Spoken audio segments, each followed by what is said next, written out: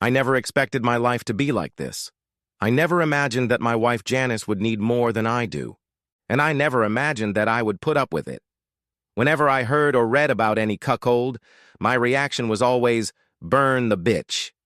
I couldn't imagine how anyone could tolerate disrespect or humiliation for even 1 minute. I always thought it would have cost me a lot of labor not to smash that bitch's face into mush. At the mere thought of my wife cheating on me, I clenched my fists and trembled. Nothing seems to be working out the way you envision. I thought my wife and I would settle down in those years between our youngest son's departure for college and my eventual retirement, enjoying each other's company, taking the vacations we'd always dreamed of, and exploring each other's sexuality in ways we couldn't while working and raising our children. But on Friday night, shortly after my son left, the cliches began, "Honey, we need to talk. I've been a loving and faithful wife for 35 years, and I've never known anyone but you, so I decided to have a lover. And of course, that won't take anything away from you. I'll still be your loving wife and be there for you whenever you want to make love. But you know you're unlikely to want to do it more than once a week, and frankly, my libido needs more than you're providing." Surprisingly, my first reaction wasn't to want to punch her in the face. I gasped and wondered if I was going to have a heart attack. Janice must have thought the same thing because she rushed to get me water and aspirin. As I regained my breath, tears ran down my cheeks. "You can't do this. We love each other." Janice smiled sadly at me, but I could see she was in complete control. "We still love each other, but honey, I already did." I gasped again, and my brain started spinning, trying to figure out what she was saying.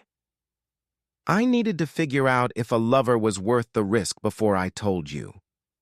It's been 3 months, and while I still love you as much as I did before, I love him too. The reason we are talking today is that Wally wants me to spend some nights at his house, and some nights he will be spending some nights here with me. You'll have to move into the guest room. On the nights we're together, you can sleep in my bed with me, but after that, you'll stay in the guest room. That brought me back to reality, and I finally felt the rage rising in me. What the hell? I paid for this house.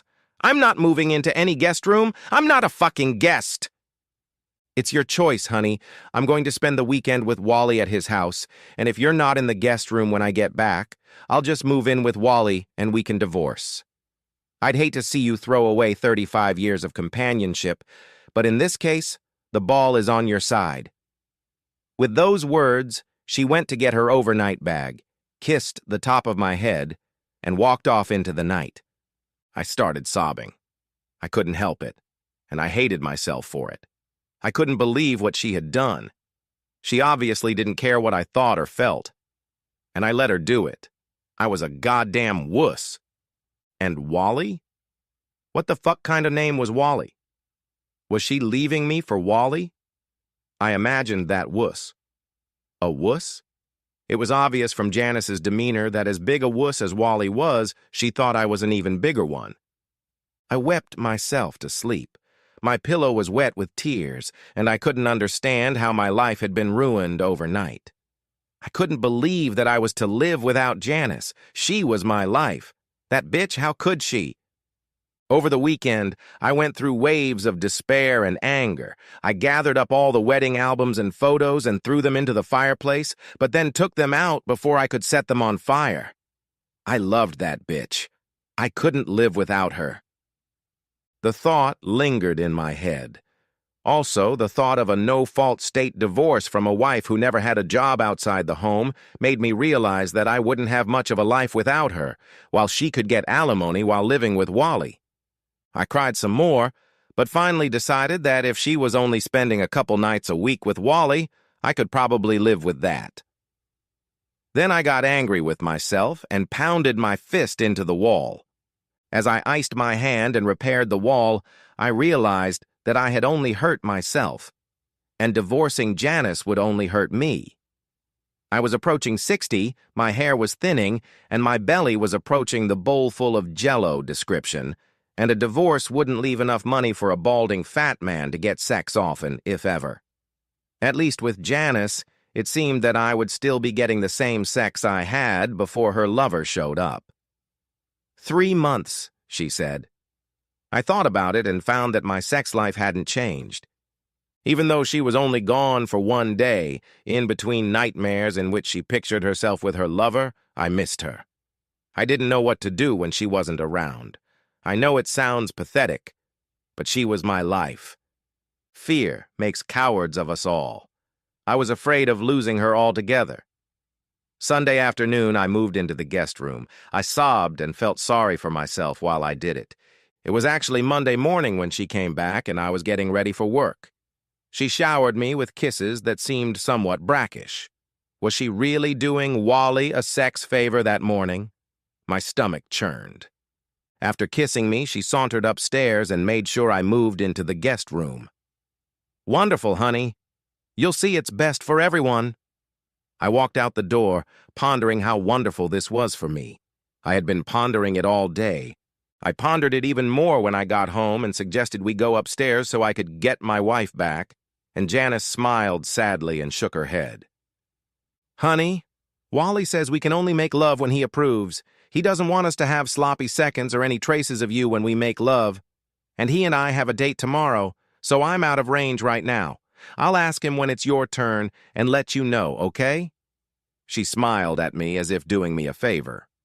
What the fuck? I shouted. You're my wife, not his. How can he decide when we have sex? At that moment, I refused to call it making love. I just didn't feel love. Honey, Wally is the alpha and you're not, she sighed. I love you, but you're not the alpha. Wally knows how to set things up and you just need to be patient. Everything's going to be great, you'll see. I've made your favorite dishes for dinner, and after dinner I'll tell you all about our weekend with Wally and... I couldn't believe it. I don't want to hear about your fucking weekend, I interrupted her. You can keep those fucking details to yourself. Never in my life had I used the word slut so often, but somehow it seemed appropriate in this conversation. I'm sorry, honey, but Wally says I have to tell you. He says it will only work out if you know the details. You have to realize how manly he is and how he meets all my needs that you can't. You'll see. Fuck you! I shouted and sprinted out of the house. I had a whiskey at a local bar and eventually stopped for a hamburger before heading home. When I got home, Janice wasn't there. It was already Thursday when she showed up. Wally says if you're going to sulk, I have to stay with him. And he says no sex for you for 2 weeks and then only if you listen to the details of our relationship. Wally's and mine. Sex, I mean. I didn't run away, but I refused to hear anything about Wally. She said that was too bad and left the next day to spend the weekend with Wally. At that point, I was fed up with it. And on Saturday, I made an appointment with a divorce attorney who was a friend of a friend. However, this only confirmed that in our no-divorce state, I would be poor, sexless, and funding Janice's sex life. Monday night, after Janice got home, I listened to all the details. She was doing things with Wally that she hadn't done with me in years, or had never done. I'll admit, after so long without sex, having her talk enthusiastically about her lewd adventures made it hard for me. I'm ashamed of it, but I did. I asked if we could sleep together. Honey, you know what Wally said. Because you sulked and refused to listen, you'll have to wait 2 weeks before we can even ask permission to sleep together. Ask permission? What the hell? But I'll tell you what. I'll let you tonight. However you like it. I walked back to the bar, sobbing into my whiskey. That's what it would be like. Whiskey, it must be said. Finally, at 2 in the morning, the bartender took my keys from me and called a cab. When I got home, Janice was gone. 3 weeks. 3 weeks of agony, as I wondered where Janice was and if she would ever come back. Most of her clothes were still here, but many things were gone. I realized I knew nothing about Wally except his name, and an embarrassing amount of details about his sexual prowess. Janice's phone immediately went straight to voicemail, and she didn't respond to any of the messages I'd left or any of the texts or emails I'd sent. I thought about reporting her missing to the police, but it was obvious that they would realize she left voluntarily, and I didn't think I could handle the awkwardness of explaining the situation to them. I called her friends, pretending I was just looking for her that evening, that she wasn't home when I arrived, and I thought maybe she was at a friend's house. I'm not sure anyone believed me, but eventually her friend Sally said, "Joe, you know she's with Wally. There's nothing wrong with her. Don't worry about her." Sally refused to say anything more or give me any more information about Wally. I became angry and aggressive, threatening her and yelling over the phone. "I'm going to tell Janice and Wally about what you said. I'm sure you'll regret threatening me." Every cloud has a silver lining. The next evening, Janice went home, but the cloud was big, black, and hard as a rock. Wally was 6'2", 200 pounds, without an ounce of fat and so black, almost purple. The cliches just kept coming off. He walked in, put my back against the wall, towering over my 5 feet 8 inches, and put his face right in front of mine. "You didn't respect me. You didn't respect Janice and Sally." He put his finger on my breastbone and pressed me into the wall. I didn't realize one finger could hurt so much. He kept pressing until I shuddered and whimpered. Later, I thought about what a wuss I was, but at that moment, all I felt was pain. Wally smirked and pushed me over to the couch, making me sit down. "Janice," he ordered, "go make us a nice dinner while Joe and I discuss." Janice hummed and hurried into the kitchen. Sitting down at the table, Wally said, "Joe, until you accept the situation, there will be no sex. And I'm moving in here with Janice for a while, so you won't annoy her or me anymore. Besides, you're going to apologize to Sally." "Fuck you!" I started to yell when out of nowhere a fist slammed into my gut. All the air went out and I gasped like a fish. "Joe, I told you not to be rude to me or Janice. Every action has consequences. Janice," he called out. When she went out, he told her to fetch the box he had given her. When she returned, she said with a sad look, "Joe, you don't want to make Wally angry?" and handed him the box. "This is a cage for your dignity, and you will wear it until you learn manners befitting a cuckold like you."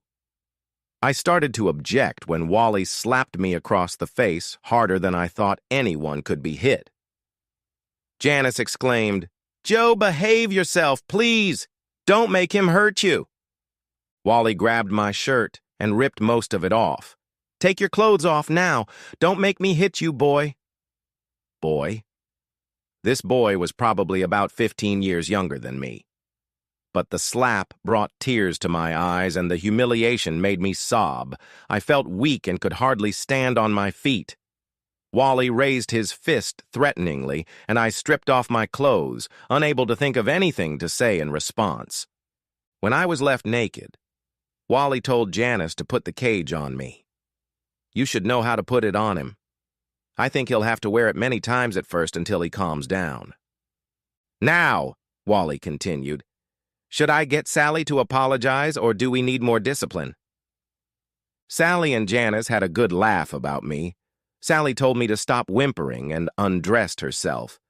When it was finally over, Janice made dinner, and we all sat down to eat. Sally and I were naked. I could hardly eat, but Wally insisted that I clear my plate. Not thinking I needed any more consequences, I choked on my dinner and got up to leave. Wally stopped me. "I'll leave it as it is this time," he said, "but in the future you'll ask permission to leave the table, either from me or from Janice when I'm gone. And Janice was kind enough to make us dinner, so from now on one of your duties is to do the dishes. Get to it." I washed the dishes, dreaming of running a kitchen knife at Wally, Janice, and Sally. But I was sure the knife would end up in me if I tried to do that. I thought about buying a gun, or poisoning them, or burning the house down with them upstairs, for crying out loud. Yes, Janice, Sally, and Wally were upstairs, entertaining loudly and energetically, in my marital bed. I won't describe the details, I'll just say that Wally stayed in Janice's bedroom for the next 3 weeks, a week less than I wore a cage. Sally visited him regularly, and Janice and Sally slept with Wally several times a day. A week after one of these sessions, Wally sent Janice to my room. "Joe," Janice demanded, "Wally said for you to wash me. She started to climb onto my bed where I was sleeping." "No," I recoiled. Janice shrugged and said, "Joe, until you do the program, we can't have sex. I thought you loved me. Wally was going to give me the key to your cage, but now you're going to have to stay in it longer." Longer is another 3 weeks. After a week's absence, Wally came back and sent Janice back after their first night bonding. To my shame, I washed her off and she went back to Wally. After only a couple minutes, she returned, smiling, and removed the cage. She patted the freed animal and said, "See? Just keep going and everything will be fine." Then she bestowed a sensual kiss on me and went back to Wally's bed. You wonder how I put up with it, why I didn't walk away or attack them or do something to show I wasn't a wuss. Well, I guess I was or am a wuss. I loved Janice, and even in the cock cage, I needed her. I never realized how much until I was about to lose her. Would you give your life for the one you loved? I think I would. Janice spent a couple nights with Wally, and when she got home, she told me everything in detail. The first night, she and Sally frolicked with Wally. And the second night, Wally came home with a friend. Janice was shocked. She told Wally that she couldn't, that she would feel like a slut. Wally shook his head. "Janice, you slept with me and Joe, albeit at different times. You sleep with Sally and me, no problem. Now I want to share you with Jimbo, and you think that's promiscuous? Why? Don't you like Jimbo?" Janice admitted that Jimbo was a nice guy and very sexy, but she had never been with 2 guys. "You've never been with another woman either, have you? You liked that, didn't you? Why not see what it's like to be with 2 guys?" reasoned Wally. "Jimbo brought us drinks while Wally was talking to me. I found out later that he put some ecstasy in my drink, which probably helped convince me because it was incredible. I had never felt so alive. Wally says I'm made for multiple lovers. He says we should try a gangbang soon. Oh, and he says if you behave, we can make love next Tuesday. He'll be gone Wednesday and Thursday, so I'll be clean for him by Friday. I'm not sure I can call it making love anymore. I just wanted sex and am looking forward to Tuesday. But it was a disappointing adventure. I came home from work, eager to do it, but Janice insisted on having dinner first. Then, of course, the dishes had to be done, and on Tuesday I cleaned the bathroom. My list of chores had grown to include almost every household task except cooking and laundry, which Janice didn't trust me with after several disasters. I did my own laundry, of course, as well as linens and towels. Actually, Janice only did her own and Wally's laundry. When I finished scrubbing the toilets, Janice was watching a movie on TV. She let me touch her, but nothing more than that. After the movie, honey. It was past 10 when we finally went upstairs. Janice finally got into it enough to let me climb aboard. After months without sex, I didn't seem to last a minute.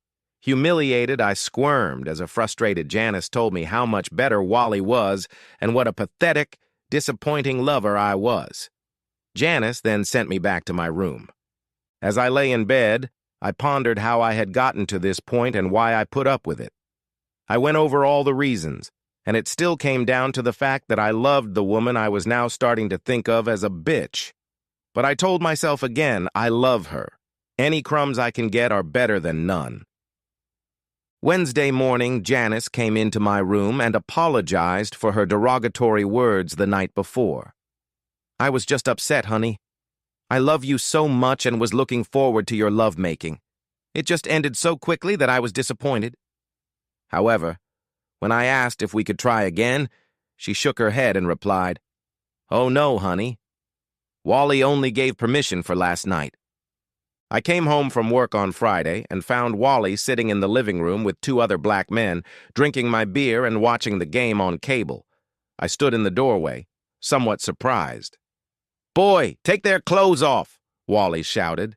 I was stunned and just stood there until Wally raised his fist threateningly. I reluctantly stripped off my clothes, much to the amusement of Wally and his crew. "Sit down.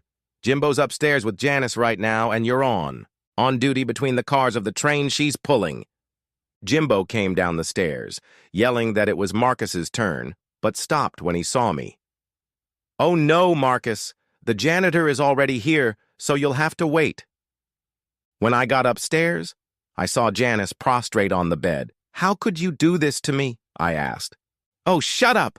You know you like it. Now hurry up before Wally decides to punish us both." The trains started running frequently on weekends, and the gangbangs began, though thankfully not at my house. Janice was sent to different hotels, and then told me about it. When I asked if Marcus was pandering, she said no, he just liked sharing her and knew she liked it. It was a warm summer evening when I came home to find the house empty and a note for me on the kitchen table. "Joe, Wally has decided that my breasts need to be bigger and is going to have surgery in Atlanta where he knows a good clinic. He says there are a few more improvements I'll like, and I'm sure you will too. You've always liked big breasts, haven't you? Anyway, I'll be gone until it's all healed and you can see the final result. Wally says it will take a few months, so don't worry. If I get a chance, I'll give you a call. Remember, I love you, Janice." I sat and reread the note over and over until it was too dark to see it. By then, I knew it word for word, and sat in the dark repeating it. Before her return, I had only heard from her once. In September, she called. At first, I thought it was someone imitating Elmer Fudd. When I finally realized it was her, I told her I couldn't understand her. "Oh, it's tongue pursing." "What?" I asked. "Tat the tongue pursing, my tongue piercing." I finally understood. "What else did you do?" I asked in a panic. "I can't tell you. It's Sir Piercing," she carefully reprimanded. Then she said she had to go and hung up. I got the feeling that the call was an unauthorized Wally. It wasn't until after Valentine's Day that Janice finally came home. I think her trunk went into the house a few minutes before she did. I've seen smaller basketballs. She ran into the house with unsteady steps and hugged me. "I missed you so much," she purred, her diction now only slightly garbled by her pierced tongue. "I love you, sweetie." I awkwardly hugged her back, straddling the watermelons on her chest. "Marcus said I should show you my new body," Janice told me. "Marcus? You mean Wally?" She made a sad face and replied, "No, Wally sold me to Marcus. Now I'm his bitch." I could only stare at her. "But look," she exclaimed excitedly and began to shed her clothes. I could only stare. Her breasts were huge and sagging. Then I noticed her Nicki Minaj ass. Seriously, you could serve breakfast off of her. She was sticking out. I don't know how she could sit. No wonder she had to walk in tiny steps. Then there was too much to see all at once. I was overwhelmed with terror. I stopped looking at and cataloging her enhancements when I realized she was a few months pregnant. I just stared at her. "Oh yeah, you're going to be a daddy in about 4 months. Janice grinned happily. "Hell no," I thought to myself. Then I noticed her smile. "What happened to your teeth? They look like plastic." Her face creased. "Yeah," she whimpered. I looked at her in horror. "You didn't remove it?" I gasped. She smiled pitifully. "Yes." Then she pulled the top plate out and opened her mouth to show me the empty gums. "This is what Marcus wanted," she shouted as I rushed into the bathroom to throw up. When I stopped spitting up, I screamed, "You're crazy! You, Wally, Marcus, you're all fucking crazy!" I realized there was nothing left of the woman I loved. There wasn't a crumb left for me to even try to enjoy her. I couldn't remember when I was happy anymore. Janice had gone from being my loving wife to being a bitch to being a whore. I didn't see her coming back. I hoped that eventually she would remember about our children and come to her senses, but she was gone. I walked out into the living room and looked at the grotesque creature. "You're gone," I said. "There's nothing left of you, and it's not worth staying here anymore, nor should you have. I should have left the first time you left me. I don't care how much the divorce costs. It will be worth it." I headed upstairs to pack my things. "But you can't leave. I just got home. I love you. I missed you so much." Apparently, she was having trouble navigating the stairs with her amplification, which gave me time to pack enough. When she finally made it to her room, I was already walking down the stairs past her. She wasn't going down any faster than she was going up. I walked out the door and disappeared. I let the kids know what horrors were going on and that I would contact them in a few months when I was far enough away from the thing in my house. Epilogue. Later, my kids told me that their mom was now in a stable run by Marcus, had been arrested several times for prostitution, and had a severe cocaine addiction. At first, they begged me to come back and help rescue their mother, but eventually agreed with me that this was a lost cause, doomed to drag us all down. I didn't tell them about all the humiliations I had allowed before I came to my senses, but I told them enough for them to realize that I had already done everything I could to stay with their mother. I'd like to say I've found love and a wonderful life, but I live trapped in the memories of the disgusting, depraved acts and humiliations I allowed for the sake of love. I'm an old, fat, balding man who became impotent through the power of love. You can keep it.